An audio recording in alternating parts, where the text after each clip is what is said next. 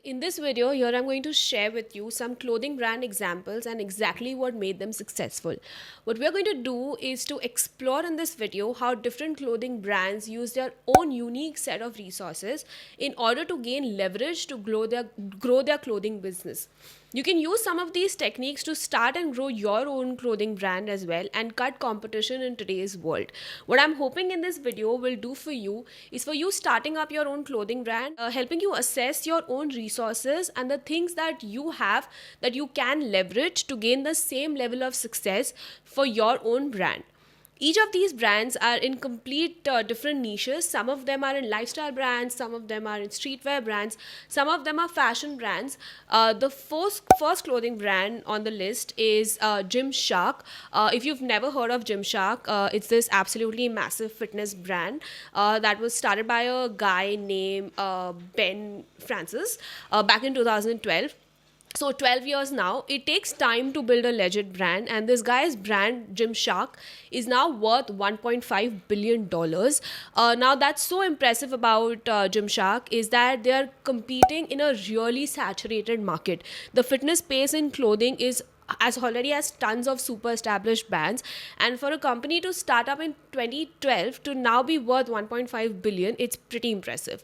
What he did to leverage in order to get this success was influencer marketing. Basically, if you watched any fitness videos in YouTube after 2012, people working out, people teaching you how to get ripped, all that stuff, Gymshark was probably sponsoring that YouTube video. What Gymshark realized was that everybody was going on YouTube to get their fitness advice, to get their motivation, to get their inspiration to go to the gym. It was just the place to go, and so they just decided to go all in on YouTube influencer marketing, and then also did like fitness, collaborated with like some fitness models, Instagram influencers, things like that.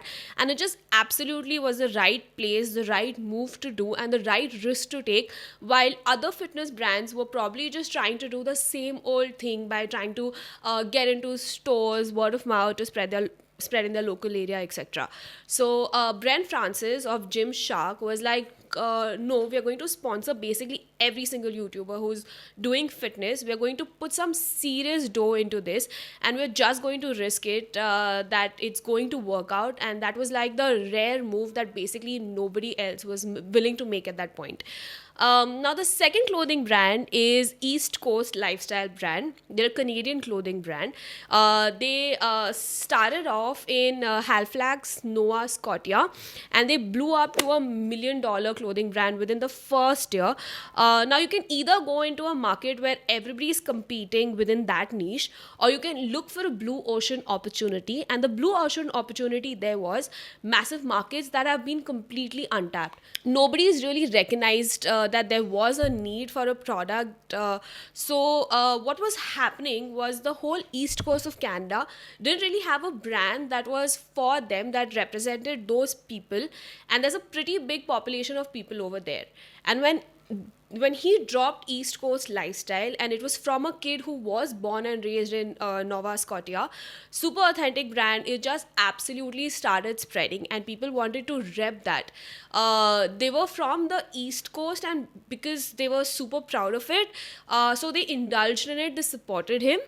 You can do that too by tapping into a certain area or region with a strong sense of belonging in your niche. Next, Drew House was started back in 2018 by Justin Bieber and his designer buddy. And what's really interesting about Drew House is absolutely what makes them successful is the fact that Justin Bieber was one of the founders. Oftentimes, your ability to get sales is a representation of your own social status. A lot of people who come out with really, really big clothing brands, you'll notice that the founder was already somebody who is super successful or super high up within that particular niche. And so, Drew House, all these clothing brands that are starting up by these super famous people are perfect examples of you already have influence over an audience, easy to monetize by literally just releasing your own clothing brand and coming up with your own merchandise line. Like if you are just starting out, you could probably think of getting an influencer backing you up. The fourth clothing brand case study is Build Basics. Now what they do is they make basic clothes, meaning regular t-shirts, regular long sleeve shirts, regular joggers, really nice jeans, but just like a basic clothing brand that you wear. And there are tons of different companies doing this. The thing that makes Build Basics super impressive is what they did to become successful is that they just simply outperformed a lot of their competitors. Like if you go to buildbasics.com, you'll notice that every single one of their product on their website has super professional photography, super professional video with a professional model. All of the size charts are perfect. All their descriptions are great. Their website just looks absolutely flawless. Then they also outperformed in terms of advertising on their social media. Build Basic essentially leveraged being more meticulous and more detailed oriented than other brands by putting in that extra effort. They say that the last 5% of the effort that you give determines your results with something, and Build Basics is a perfect example of that. The next clothing brand case study is Supreme. Supreme might be a single biggest streetwear brand on the planet. It started back in the 90s in a small skateboard shop in New York City. Supreme leveraged something known as the yo-yo effect. The yo-yo effect is just a phenomena that occurs when the popular kids take on something and how it just starts to travel the word of mouth. And they saying yo-yoing effect came from back in school. If an unpopular kid showed up in school with a yo-yo, nobody else would want to do it. But when that one popular kid shows up with a yo-yo, then all the kids in the school the next day have a yo-yo. All the neighboring schools have a yo-yo, and it just travels word of mouth. The specific way that Supreme leveraged this yo-yo effect is their skateboarding shop in New York City became a place that all the cool skateboarder kids would go to and hang out. And when you've got all the cool skateboarding kids in the city going to your shop to hang out, buying your clothing brand, it just starts to travel the word of mouth throughout all of the other kids. Then as they started gaining momentum, they simultaneously lowered the supply to increase the scarcity of the products. People couldn't get their hands on it, so they were willing to pay more, and that boosted the reselling market. And that's what drives the whole fuel for the whole clothing brand. Now, the sixth clothing brand, this case study is absolutely fascinating to me because all of their brands started out as was simply just a t-shirt, and you can imagine how competitive it can get if you're trying to sell a t-shirt brand. And what their whole brand concept started out as was they noticed that most t-shirts for men weren't really flattering on like a regular body.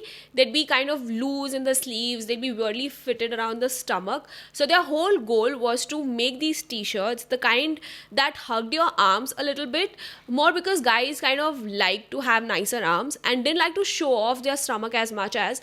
So they just built a better quality t-shirt, and then the founder leveraged his own unique experience and expertise with online advertisement to just blast TikTok ads, Facebook ads, Instagram ads, and that's what they did in order to become successful.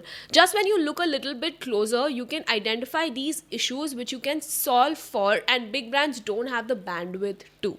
The next clothing brand is back in the early 20s. There was this clothing brand called AndOne that was absolutely everywhere. They eventually got onto the guys like Allen Iverson and these huge basketball players. But what they realized was that all these other big basketball brands were trying to sponsor all these big NBA athletes and trying to be like this really professional basketball brand. And one realized that there was this huge market in basketball for like street ballers, like the guys playing basketball downtown, like at a street court, and realized that there was this huge other brand and the whole other vibe and feel that they could build inside of a basketball brand. If you have an hour, there's a really nice documentary on Netflix called The Untold.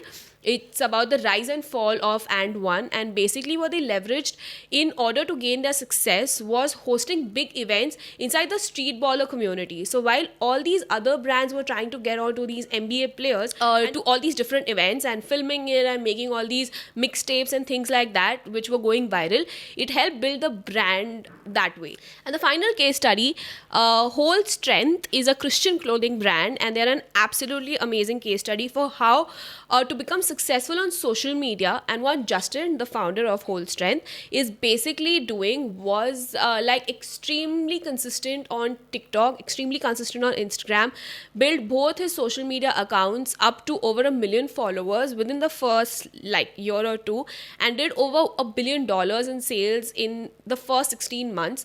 And what he leveraged was just the sheer power of consistency, being disciplined, and the compound effect.